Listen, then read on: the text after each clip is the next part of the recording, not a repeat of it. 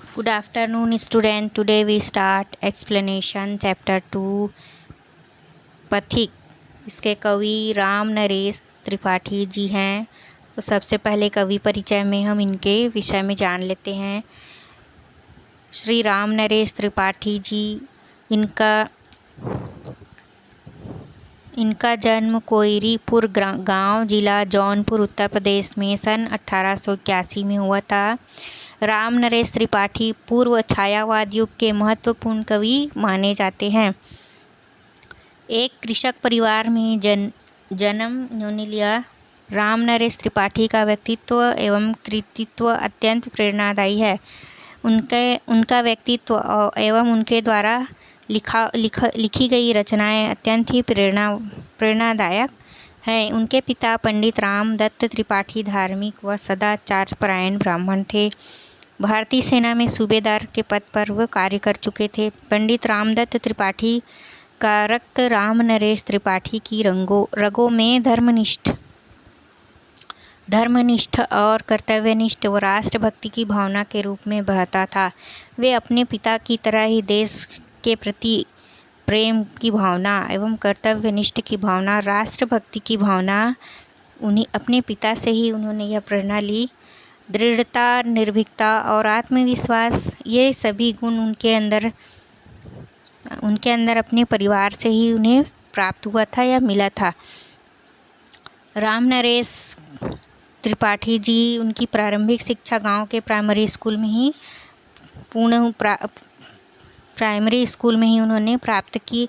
प्रारंभिक शिक्षा पूरी करने के बाद उन्होंने स्वाध्याय हिंदी, अंग्रेजी, बांग्ला और उर्दू, इन सभी विषयों पर उन्होंने ज्ञान प्राप्त किया। इन भाषाओं का अध्ययन उन्होंने किया।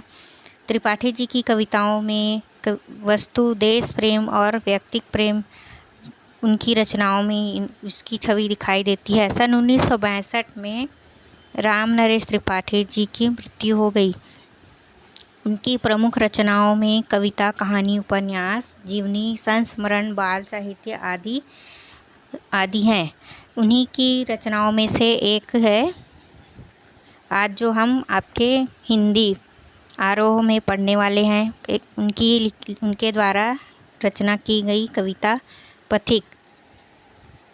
सबसे पहली कविता है, प्रति क्षण नूतन वेश बनाकर रंग बिरंग निराला, रवि के सम्मुख थिरक रही है नभ में वारिद माला, नीचे नील समुद्र मनोहर, ऊपर नील गगन है, घर पर बैठ बीच में विचरूं यही चाहता मन है। तो संदर्भ में सबसे पहले लिखेंगे आप, प्रस्तुत पद्यांश हमारे पाठ्य पुस्तक आरोह भाग 1 से लिया गया है। पथिक नाम कविता का नाम पथिक है। इसके कवि श्री राम नरेश त्रिपाठी जी हैं। तो आपका संदर्भ हो गया। इसके बाद प्रसंग है। इस पद्यांश में समुद्र के प्रति पथिक की अनुभूति को कवि ने व्यक्त किया है। इस कविता के माध्यम से समुद्र के प्रति पथिक ने जो अनुभव किया है उसे अपनी कविता के माध्यम से हमारे सम्मुख कवि ने प्रस्तुत किया है। अपने कविता के माध्यम से उसकी सुंदरता का वर्णन इस कविता में किया है। अब है कविता का अर्थ। पथिक समुद्र के किनारे प्रकृति के रूप पर मुग्ध होकर कहता है कि प्रति क्षण नूतन वेश बनाकर रंग बिरंग निराला। इस कविता में कवि राम नरेश त्रिपाठी जी कहते हैं कि पथिक समुद्र के किनारे प्रकृति के रूप पर मुग्ध होकर कहता है, प्रकृति के इस सुंदर रचना को देखकर कहता है कि प्रत्येक क्षण, हर क्षण परिवर्तित होने वाली प्रकृति का रूप अद्भुत है। हर पल बदलने वाली प्रकृति का यह जो रूप है, प्रकृति का अर्थ होता है कि हवा, पानी, समुद्र, नदी, पेड़ पौधे, ये पर्यावरण जो है हमारे आसपास का वातावरण प्रकृति कहलाती है। तो यह निरंतर हर क्षण इसका स्वरूप बदलता रहता है और यह इसका जो सुंदर रूप है वह बहुत ही अद्भुत दिखाई दे रहा है, ऐसा पथिक कहता है। मेरे सामने सूर्य और बादलों का समूह है। इनके सौंदर्य को देखकर ऐसा लगता है मानो, कवि कहते हैं कि पथिक समुद्र के किनारे उसकी सुंदरता को देखते हुए वह कहते हैं कि प्रकृति का यह सुंदर रूप अद्भुत है।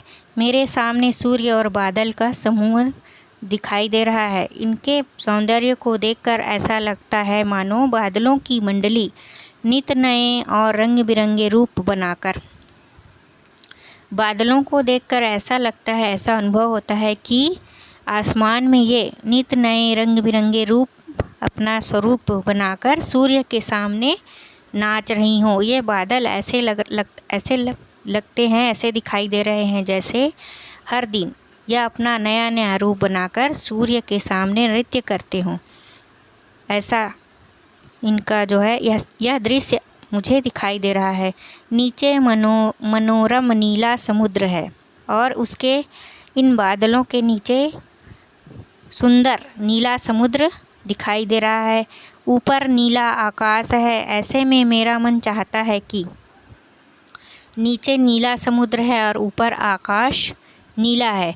ऐसे में मेरा मन चाहता है कि मैं बादलों के बीच बैठकर आनंद विहार करूं।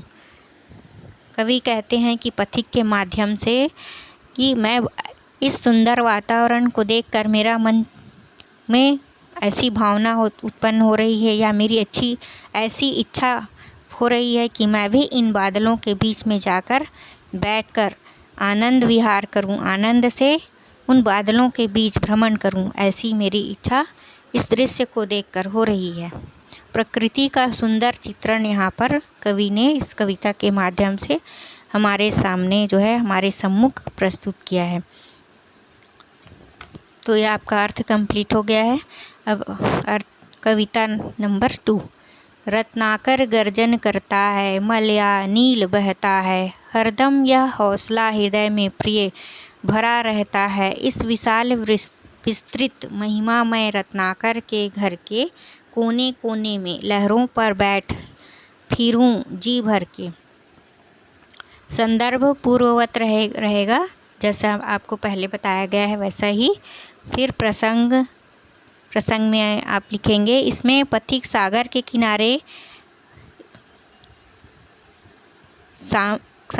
किनारे खड़े होकर सामने सूर्योदय हो रहा है। इस दृश्य की सुंदरता को देखकर वह मुग्ध है। वह समुद्र की गर्जना और सुगंधित हवाओं को लक्ष्य करके अपने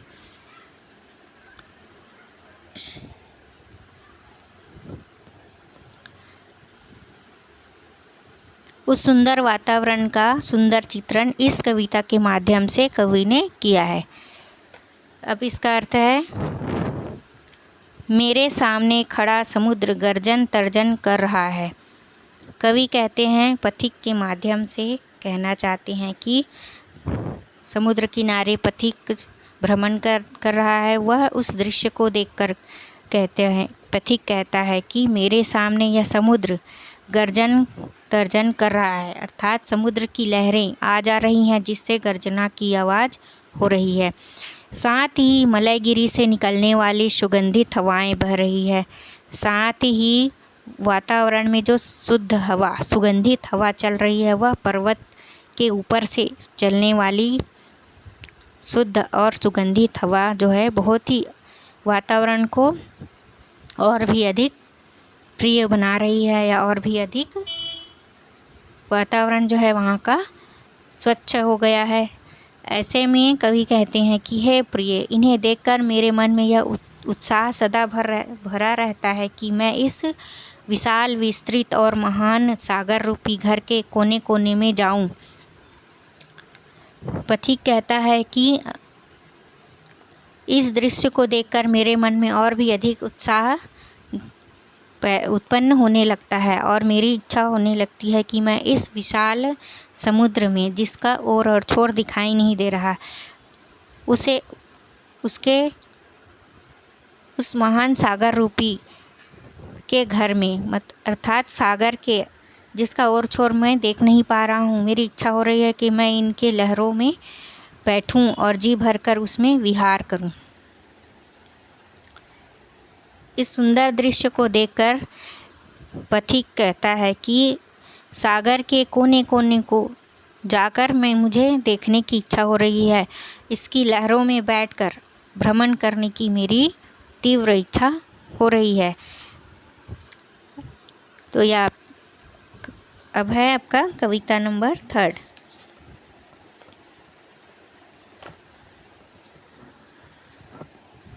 निकल रहा है जल निधि तल पर दिनकर बिंब अधूरा, कमला के कंचन मंदिर का मानो कांत कंगूरा।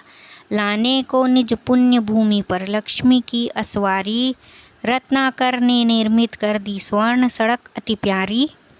संदर्भ पूर्वत रहेगा। प्रसंग है प्रस्तुत काव्यांश में सूर्योदय के सुंदर दृश्य का अत्यंत सुंदर वर्णन कवि ने अपनी कविता के माध्यम से प्रस्तुत किया है। अब इसका अर्थ है, पथिक सूर्योदय का वर्णन करते हुए कहते हैं, समुद्र की सतह से सूर्य का बिंब अधूरा निकल रहा है, अर्थात आधा सूर्य जल के अंदर है ऐसा दिखाई दे रहा है, आधा बाहर है। ऐसा लगता है मानो यह लक्ष्मी देवी के स्वर्ण मंदिर का चमकता हुआ कंगूरा हो। चमकता हुआ कंगूरा हो अर्थात मंदिर जो होता है उसके सबसे ऊपरी हिस्से में जो कंगूरा होता है उसे ही कहते हैं मंदिर का सबसे ऊपरी हिस्सा। तो यह दृश्य ऐसा लग रहा है जैसे लक्ष्मी देवी के स्वर्ण मंदिर का चमकता हुआ कंगूरा दिखाई दे रहा हो। सुप्रभात का समय है, सूर्योदय हो रहा है और समुद्र को देखकर ऐसा लगता है जैसे सूर्य का बिंब, सूर्य निकलते हुए उसका जो प्रतिबिंब है वह सागर के पानी में दिखाई दे रहा है। आधा सूर्य जल के अंदर, ऐसा लगता है जैसे आधा सूर्य जो है जल के अंदर से निकल रहा हो तथा आधा बाहर हो, ऐसा दृश्य यहाँ पर दिखाई दे रहा हो। इस दृश्य को देखकर कवि कहते हैं कि ऐसा लग रहा है जैसे लक्ष्मी देवी के स्वर्ण मंदिर का चमकता हुआ कंगूरा हो। पथिक लगता है कि समुद्र ने अपनी पुण्य भूमि पर पथिक कहता है कि समुद्र ने अपनी पुण्य भूमि पर लक्ष्मी की सवारी लाने के लिए अति प्यारी सोने की सड़क बना दी हो। सूर्य की किरणें सुप्रभात के समय, सूर्योदय के समय सूर्य की किरणें समुद्र के पानी पर, समुद्र के जल पर पड़ने लगी है और इसे देखकर, इस दृश्य को देखकर ऐसा लगता है जैसे समुद्र ने अपनी पुण्य भूमि पर समुद्र ने अपने जल में, पुण्य भूमि अर्थात अपने जल के अंदर लक्ष्मी की सवारी लाने के लिए अति प्यारी सोने की सड़क बना दी हो, ऐसा दृश्य दिखाई दे रहा है। सूर्य की किरणें सोने की सड़क के समान सागर के जल पर पड़ने से दिखाई दे रही है। सुबह सूर्य प्रकाश समुद्र तल पर सुनहरी सड़क का दृश्य प्रस्तुत करता है। सुबह सुबह सूर्य का प्रकाश समुद्र तल पर समुद्र के जल पर पड़ने से वह सुंदर सुनहरी सड़क की तरह ही वहाँ का दृश्य दिखाई दे रहा है। यह बहुत ही सुंदर लगता है। समुद्र एवं सूर्य दोनों की सुंदरता सूर्योदय के समय अत्यधिक बढ़ जाती है। इसका वर्णन इस कविता के माध्यम से कवि ने किया है। अब है कविता नंबर 4। निर्भय दृढ़ गंभीर भाव से गरज रहा सागर है, लहरों पर लहरों का आना सुंदर अति सुंदर है। कहो यहाँ से बढ़कर सुख क्या पा सकता है प्राणी, अनुभव करो हृदय से हे अनुराग भरी कल्याणी। संदर्भ पूर्ववत रहेगा। प्रसंग है प्रस्तुत कविता में कवि ने अपने प्रिया को संबोधित करते हुए प्रकृति के सौंदर्य का अनुभव करने के लिए कहा है या करने के लिए प्रेरणा दिया है। प्रकृति की सुंदरता का सुंदर वर्णन इस कविता में कवि ने किया है। पथिक कहता है, इसका कविता का अर्थ है, पथिक कहता है कि समुद्र गंभीर भाव से गरज रहा है, समुद्र की लहरें आ जा रही हैं जिसे देखकर ऐसा लगता है कि समुद्र गर्जना कर रहा हो। उसके गर्जन में निर्भयता है, दृढ़ता है, अर्थात यह रूप बहुत प्रभावशाली है। उसमें एक के बाद एक लहरें उठ रही है, समुद्र की लहरें बार बार आ जा रही हैं। यह दृश्य बहुत ही सुंदर दिखाई दे रहा है।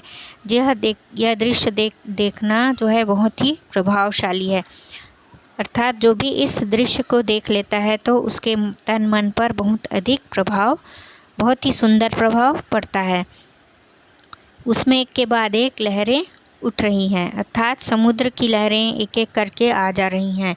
एक लहर के पीछे दूसरी लहर का उठना बहुत ही सुंदर दृश्य यह मनोरम दिखाई दे रहा है। उन्हें देखकर प्रतीत होता है जैसे उन्हें किसी का भय नहीं है। इस सुंदर दृश्य को देखकर ऐसा लगता है जैसे इन समुद्र की लहरों को किसी भी चीज़ का भय नहीं है, या किसी भी का भी रोक टोक नहीं है। वह अपने में ही मग्न है। पथिक अपनी प्रिया से कहता है कि हे प्रिया, तुम इस दृश्य की सुंदरता का हृदय की गहराइयों से अनुभव करो। पथिक वहाँ पर एक ही व्यक्ति वहाँ पर है, उसके साथ उसके साथीगण नहीं है। तो वह कहता है कि मेरी प्रिया या मेरी जो साथी है वो, तुम इस सुंदर दृश्य को मन की आँखों से देखकर हृदय से इसका सुख जो है इस अनुभव करो, जो मैं तुम्हें शब्दों के माध्यम से बता रहा हूँ। प्रकृति की इस सुंदरता को तुम भी अनुभव करो। जो सुख मैं प्राप्त कर रहा हूँ उसे तुम भी अनुभव करो। इससे बढ़कर कोई सुख नहीं है। संसार में प्रकृति की सुंदरता और शांति से बढ़कर और कोई सुख, दूसरा बड़ा कोई सुख नहीं है, ऐसा कवि कहते हैं। सच्चे हृदय से अनुभव करके क्या कोई कह सकता है कि संसार में इससे अधिक सुंदरता और सुख पाया जा सकता है। सच्चे हृदय से अनुभव करके, अर्थात अपने मन में सुकून और शांति का अनुभव हम इस संसार में, इस प्रकृति की गोद में आकर सांसारिक मोह माया और आधुनिक वस्तुओं को त्याग कर जब हम प्रकृति के सानिध्य में आते हैं तो यह सुख, इससे बड़ा सुख और कोई नहीं हो सकता है। मुझे तो यह सौंदर्य अत्यंत सम्मोहित कर रहा है। कवि कहते हैं कि प्रकृति का यह सुंदर रूप, यह वातावरण मुझे अत्यधिक मोहित कर रहा है या अपनी ओर आकर्षित कर रहा है। मेरी दृष्टि में उसे देखने से जो सुख मिल रहा है वह और कहीं नहीं मिल सकता। कवि कहते हैं कि प्रकृति में जो सुंदरता है, इसे देखकर यहाँ के वातावरण में जो सुख अनुभव मैं कर रहा हूँ, इससे बड़ा सुख और कहीं भी नहीं मिल सकता। प्रकृति का हमारे जीवन में कितना महत्व है, इसको कवि ने इस कविता के माध्यम से हमें बताया है। इसका सुंदर चित्रण प्रस्तुत किया है। अब है कविता नंबर 5। जब गंभीरतम अर्धनिशा में जग को ढक लेता है, अंतरिक्ष की छत पर तारों को चिटका देता है, ससम्मित वदन जगत का स्वामी मृदु गति से आता है, तट पर खड़ा गगन गंगा के मधुर गीत गाता है। संदर्भ पूर्ववृत्त है। प्रसंग। इस काव्यांश में कवि ने अर्धरात्रि की सुंदरता का वर्णन किया है। अर्धरात्रि अर्थात रात्रि के मध्य का समय, इसका बहुत ही सुंदर वर्णन कवि ने इस कविता में किया है। अब है अर्थ। जो पथिक अब तक समुद्र के किनारे खड़े होकर उसकी सुंदरता का गान कर रहा था, अब तक की कविता में कवि ने बताया है कि पथिक समुद्र के किनारे भ्रमण करते हुए उसकी सुंदरता का, उस दृश्य का, वहाँ के वातावरण का सुंदर वर्णन प्रस्तुत किया। अब वह प्रकृति के दूसरे रूप का वर्णन उसने आगे किया है। वह कहते हैं कि जब आधी रात का समय होता है तो जगत में चारों ओर घनघोर अंधेरा छा जाता है। तब अंतरिक्ष की छत पर तारे छिटक जाते हैं। अर्धरात्रि, आधी रात को सब पूरे संसार में चारों ओर घनघोर घना अंधेरा होता है, तब आसमान में, अंतरिक्ष की छत पर अर्थात आसमान में हजारों तारे दिखाई देते हैं। अर्थात अंधेरा होते ही आकाश में तारे दिखाई देने लगते हैं। उस समय जगत का स्वामी अर्थात इस जगत को चलाने वाला परमात्मा ईश्वर मुस्कुराते हुए धीरे धीरे आता है और इस आकाश रूपी गंगा के तट पर खड़ा होकर इसके सौंदर्य के मधुर गीत गाता है। भाव यह है कि रात्रि में भी प्रकृति का सौंदर्य इतना मनोहर दिखाई देता है, इतना सुंदर दिखाई देता है कि जगत का स्वामी आधी रात को आकर छिप छिप कर आकाश गंगा के सौंदर्य का पान करता है। कवि कहना चाहते हैं कि प्रकृति में ही ईश्वर होता है, ईश्वर का वास होता है। आधी रात्रि के समय चारों ओर जो है शांति का वातावरण होता है और प्रकृति की सुंदरता अत्यधिक बढ़ जाती है, सुकून और शांतिमय वातावरण होता है। तो यह प्रकृति ईश्वर का ही प्रतीक होता है। इस कविता के माध्यम से कवि कहना चाहते हैं। अब है कविता नंबर 6। उसमें ही विमुग्ध खो नभ में चंद्र विहंस देता है, वृक्ष विविधत पत्तों पुष्पों से तन को सज लेता है। पक्षी हर्ष संभाल न सकते मुग्ध चहक उठते हैं, फूल सांस लेकर सुख की सानद महक उठते हैं। संदर्भ पूर्ववत है, प्रसंग है। इस काव्य में कवि ने रात्रि के मनोरम दृश्य का वर्णन किया है।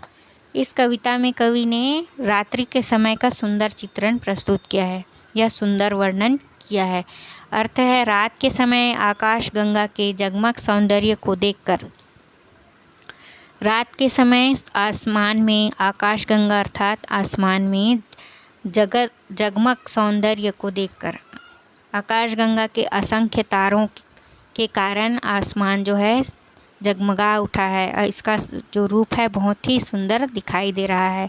आकाश में चंद्रमा प्रसन्न हो उठता है तथा वह हंसकर खिल उठता है।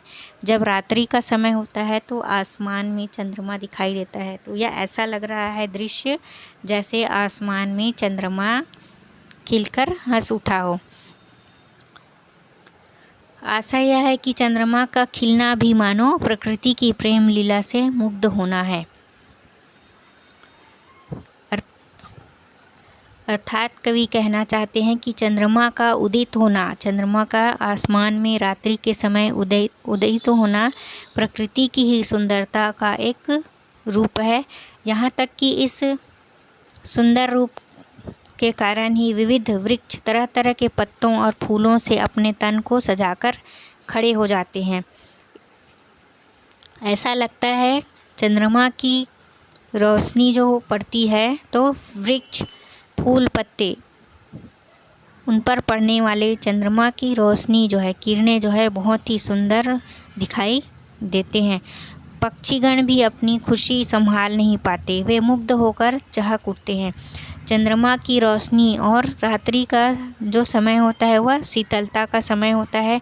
चंद्रमा हमें शीतलता प्रदान करती है जिससे वृक्ष, पेड़ पौधे, फूल, पत्ते सभी से ठंडी ठंडी हवाएं बहने लगती है जो वातावरण को और भी सुंदर बनाती हैं। पक्षीगण भी खुशी से संभाल नहीं पाते, वे मुग्ध होकर चहक उठते हैं। फूल भी सुख की सांस लेते हैं और आनंद पूर्वक महक उठते हैं। इस वातावरण में फूल महक उठते हैं, फूलों से सुगंध जो है चारों ओर वातावरण मनमोहक हो जाती है। फूल भी सुख की सांस लेते हैं, अर्थात फूलों से खुशबू, सुगंध जो है वातावरण में फैलने लगती है, जिसके कारण वातावरण और भी सुगंधित और सुंदर हो जाता है, सुंदर और स्वच्छ हो जाता है। तो इस कविता में कवि ने प्रकृति की सुंदरता और प्रकृति के सानिध्य में हमें जाने के लिए प्रेरित करने के लिए इस कविता में हमें कहा गया है। तो ये सारे सुख हम तभी प्राप्त कर सकते हैं जब हम प्रकृति के समीप हों, या अपना समय निकाल कर हम प्रकृति के साथ थोड़ा सा समय बिताएं, तभी यह सुख हमें भी प्राप्त हो सकता है। प्रकृति से अर्थ है पेड़ पौधे, वृक्ष, फूल, ये सब आते हैं इसके अंतर्गत। नदियाँ, सागर, ये बहुत ही सुंदर लगते हैं, जो हमें जीवन में नई अनुभूति, नया का अनुभव हमें मिलता है। अब है आपका कविता नंबर 7। वन उपवन गिरि सानु कुंज में मेघ बरस पड़ते हैं, मेरा आत्म प्रलय होता है, नयन नीर झरते हैं। पढ़ो लहर तड़ तृण तरु गिरिनभ किरण जलद पर प्यारी, लिखी हुई यह मधुर कहानी विश्व विमोहन नारी। संदर्भ पूर्ववत है। प्रसंग पथिक समुद्र किनारे खड़ा होकर प्रकृति के हर रूप सौंदर्य की अनुभूति करते हुए उसका सुंदर चित्रण प्रस्तुत किया गया है। अर्थ है पथिक प्रकृति की सुंदरता से अभिभूत है। वह कहता है कि पथिक प्रकृति की सुंदरता में खोया हुआ है। वह कहते हैं कि प्रकृति की प्रेम लीला से वन उपवन, पहाड़, समुद्र तल व वनस्पति पर मेघ बरसने लगते हैं। इस कविता में कवि कहते हैं कि पथिक जो है प्रकृति की सुंदरता में मुग्ध है, खोया हुआ है। वन उपवन, पहाड़, समुद्र, वनस्पतियाँ, पेड़ पौधों के ऊपर बादल बरसने लगे हैं। इन सभी पर जो है बारिश की बूंदें पड़ने लगी है या बारिश होने लगी है। उस समय का दृश्य है जब बारिश होने लगती है, मेघ बरसने लगते हैं। तब मेघ से गिरने वाला जो जल होता है वह सभी पर पड़ता है, जिसमें है वन, पहाड़, समुद्र, वनस्पतियाँ, पेड़ पौधे, फूल, सभी पर बारिश का जो पानी है, बारिश का जो जल है वह गिरने लगता है। तो यह दृश्य बहुत ही सुंदर लगता है। स्वयं पथिक भी भावुक हो जाता है। इस दृश्य को देखकर स्वयं पथिक भी भावुक हो गया है। उसकी आँखों से आंसू बहने लगते हैं। वह अपनी प्रिय से कहता है कि समुद्र की लहरों, किनारों, तिनकों, पेड़ों, पर्वतों, आकाश, किरण, बादलों पर लिखी गई विश्व को मोहित करने वाली कहानी को पढ़ो। यह बहुत ही प्यारी है। इन सभी प्राकृतिक सुंदरता को देखकर, इस दृश्य को देखकर पथिक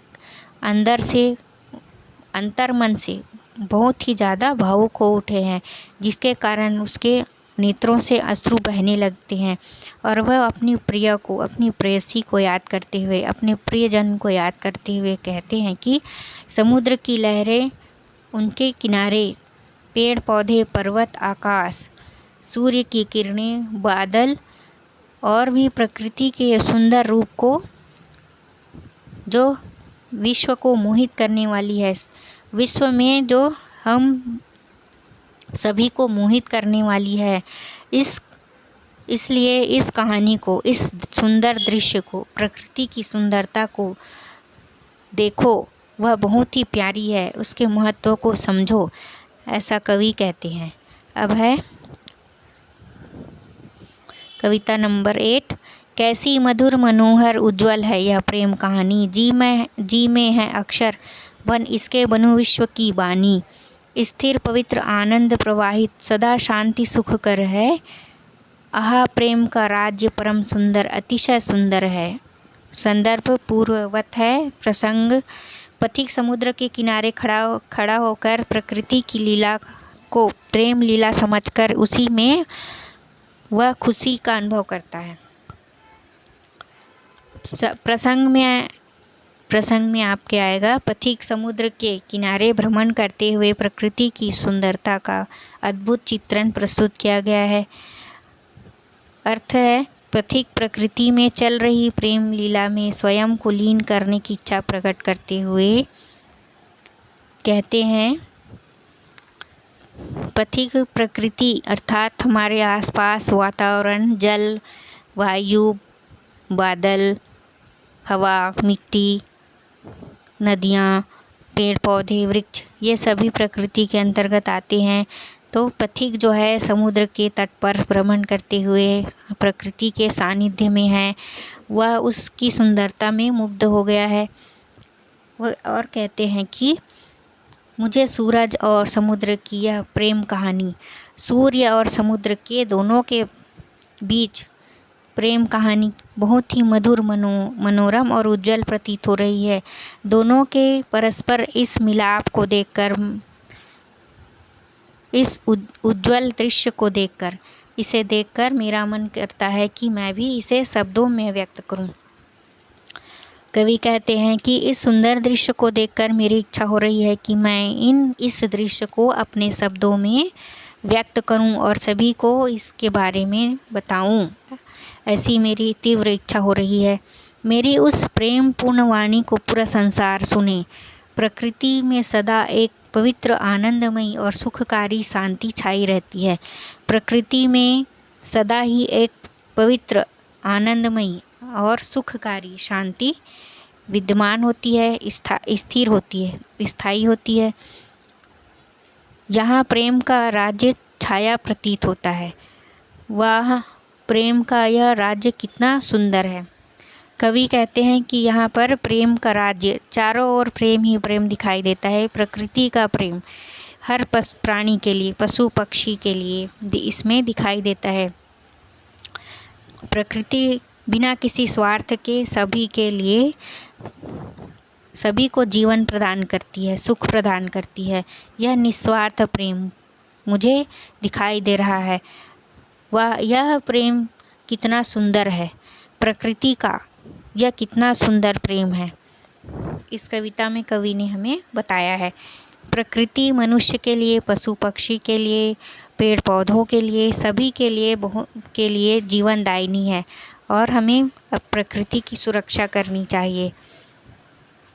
इसे ही कवि हमें यही प्रेरणा इस कविता के माध्यम से देना चाहते हैं।